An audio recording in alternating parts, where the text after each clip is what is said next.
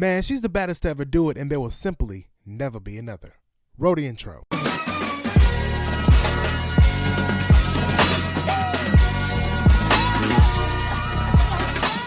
Hello. What's up, everybody? Welcome back to the channel. Today, we are diving into one of my favorite shows of all time. It is simply the GOAT of television in any medium, and that is Avatar, The Last Airbender. And we're going to go and dive into one of the show's baddest characters. And no, I don't mean baddest in an evil way. I mean Baddest, the Megan Thee Stallion way, my girl Katara.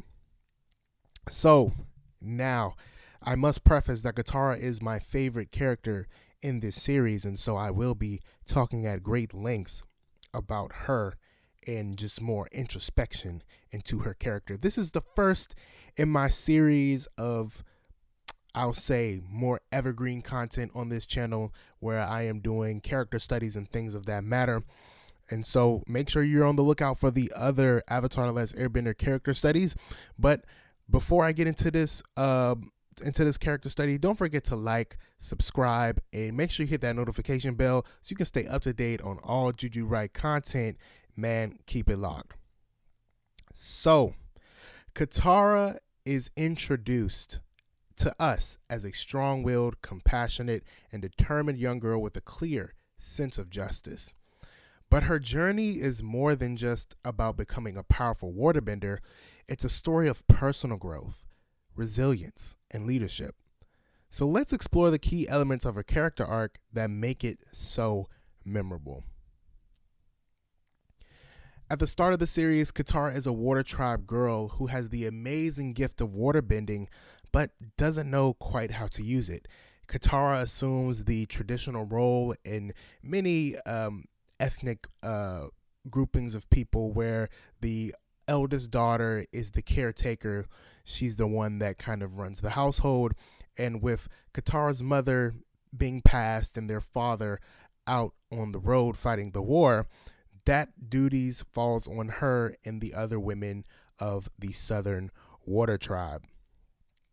So she and her brother Sokka are the guardians of their village, but like I mentioned earlier, Katara is deeply impacted by the loss of her mother and, of course, the ongoing war. Her initial motivations are driven by a desire to end the war, to end the Fire Nation's tyranny, and to find a way to help her people. Her struggle to balance her personal pain with her responsibilities makes her incredibly relatable, and is one of the things I found to be endearing about Katara, is that even though she harbors this pain, and people like to pick on Katara because she talks about a lot how, you know, when her mom was alive or how her mom died. I mean, I don't know what 13, 14, 15, 16-year-old wouldn't talk about the fact that their mom is no longer with them, and they feel the immense guilt because they were looking for Katara. They were looking for the last waterbender, and her mother protected her. So Katara feels personal guilt with that decision as well. And so that's why she talks about it a lot. And when I hear people complain about her character and say all she does is complain about and talk about her mom, yeah, you would too, one. And also, you just don't understand that level of burden and that level of pain. And so that is how Katara is introduced to us in book 1, the first episode. One of the most significant moments in Katara's entire journey. She has a few defining moments, but one that stands out in many minds of Avatar fans is when she went toe-to-toe with the sexist Master Pakku. And you know, Master Pakku is a traditional man, a man of his times. And so, you know, no women were being warriors. All the women were healers. And, you know, for him to just point out, you're a woman, you know, in the Northern Water Tribe, women are healers. You know, for him to say that, you know, can I fault him? Not really. But Katara isn't just any waterbender. She is a child prodigy, like much of the Team Avatar team. And so on this confrontation with Master Pakku, and that whole journey in the Northern Water Tribe, we see her growth from a novice waterbender to a skilled practitioner. Of course, like I mentioned earlier, Katara faces, that sexism and resistance from Paku, but she ultimately gains his understanding. She impresses him. Of course, there's the whole storyline about him wanting to marry their grandma, and so he has great respect for Katara and her bloodline. But it is through her determination and her passion that we can see Paku kind of acknowledge. Yeah, the grandma thing kind of helped, but it was ultimately Katara's strength, Katara's will to be seen and say, hey, I can be a healer, but I'm a warrior. These people came to my village and none of the warriors were there. Okay, none of the waterbenders were there. I need to be able to help my people. I need to be able to fight this war and to be able to make a change and make a difference. And that's what I find extremely, extremely inspiring about Katara.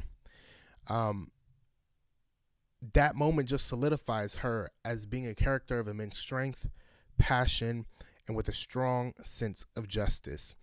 And as we see throughout the rest of the series, these three attributes carry her for the rest of the way.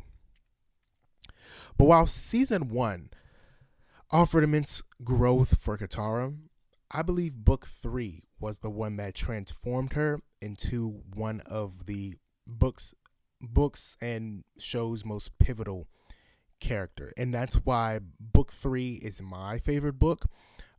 Because it feels like Katara's season. There's episodes like The Painted Lady, The Runaway, and The Southern Raiders that stand out specifically for their Katara-centric narratives, and that they push Katara, and we get to see different sides of her. And they're often extensions of who we know Katara to already be. And Brian Konietzko and Michael DiMartino did a great job writing out this arc for her. They definitely were the GOATs of character arcs, especially with working, kind of juggling like the 3 character arc, where the 3 main characters I feel of Avatar: The Last Airbender were Aang, Zuko, and Katara. And those 3 really had fully fleshed out arcs.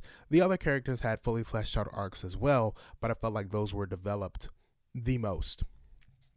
And so with those episodes that I mentioned earlier, we get to see Katara really defined. My favorite one out of book 3, I would have to say The Painted Lady. But Southern Raiders is a close second, but The Painted Lady kind of shows Katara going to the next level, and really that village is kind of like, I feel, is a representation of the Southern Water Tribe and why she feels so inclined to help these people. And we see her take on this persona, dive deep into this lore, and really be a champion of the people. Another point for Katara. And she kind of just like, her character transcends in a way that Toph or Sokka don't. And so that was key moment, right? In The Runaway, we kind of get to see more about how others see Katara in the universe. A lot of it is, she's like, she's more for Aang, but in The Runaway, we see how Sokka sees Katara, right?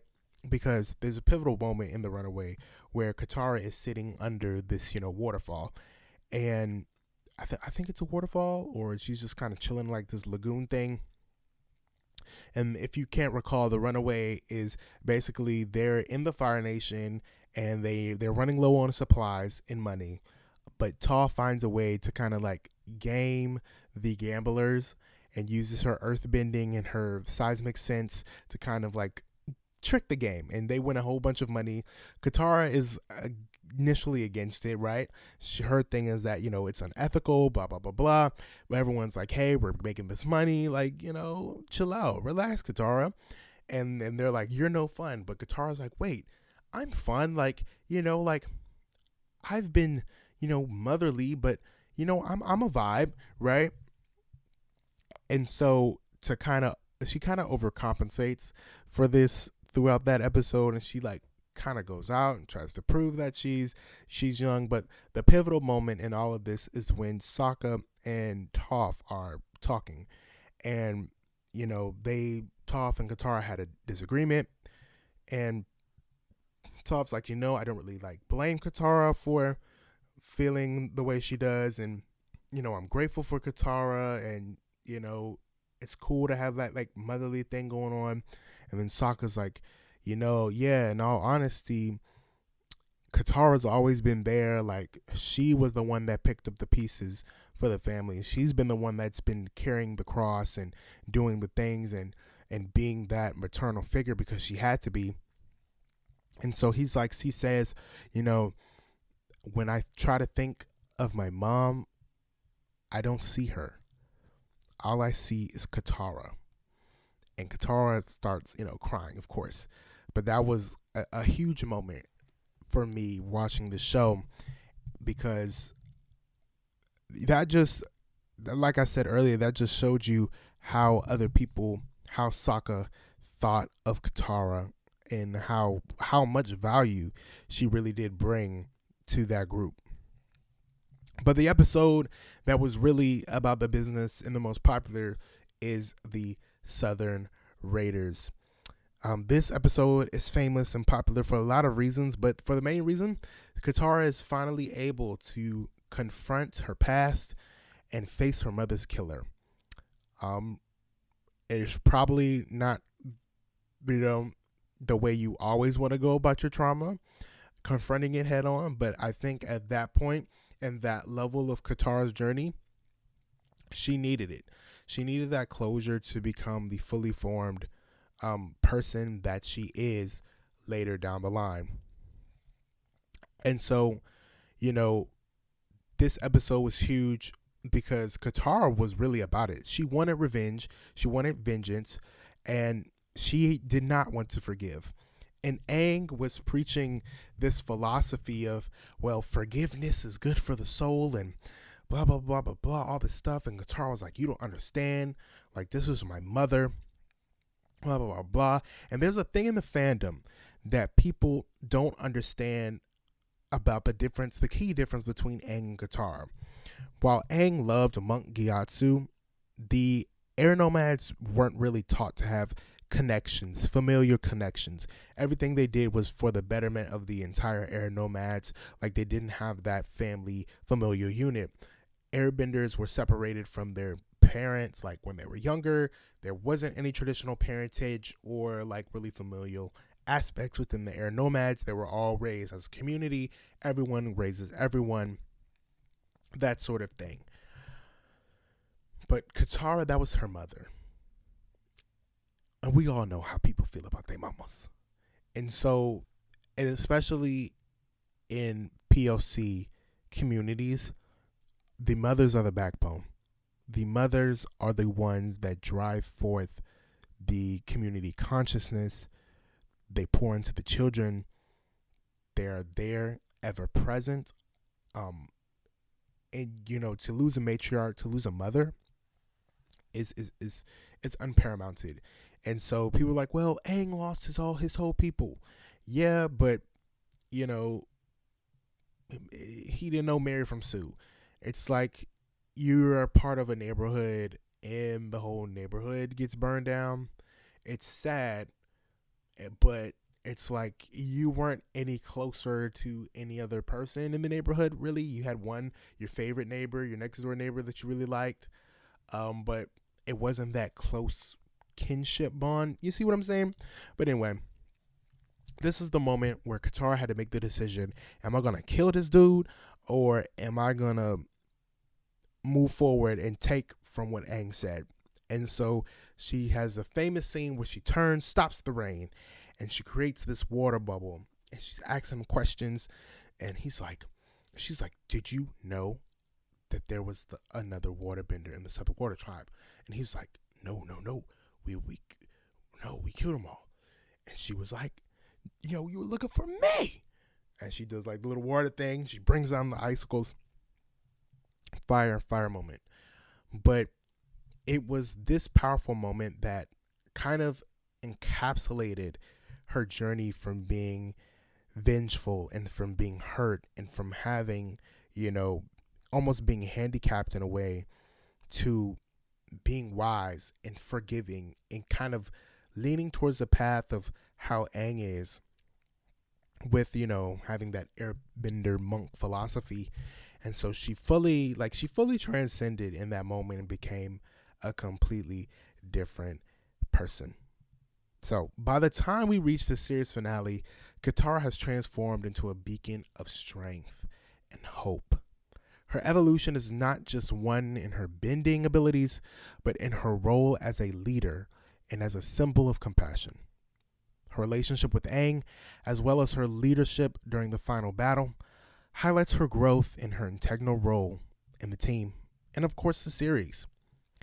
So, why is Katara's arc one of the greatest of all time? It's because it's a journey of self-discovery, empowerment, and resilience. She evolves from a girl with a painful past and becomes a powerful and compassionate leader. Her story resonates with us because it shows that true strength comes from within, and that personal growth often involves confronting and overcoming one's own personal, deeply personal challenges.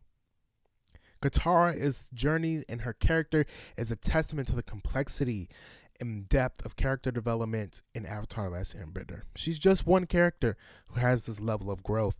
Aang has that level of growth. Zuko has that level of growth. I would even say Azula has that level of growth. But her story is just a beautiful example of how well crafted character arcs can elevate a series from great to legendary. So thank you so much for tuning in to my Katara character analysis, character study. If you enjoyed this deep dive into Katara's character arc, be sure to let me know in the comments what was your favorite moment from Katara's journey, and make sure you don't forget to like, comment, and subscribe, and share this video with your fellow Avatar fans. And man, I'll see you next time. Keep it locked.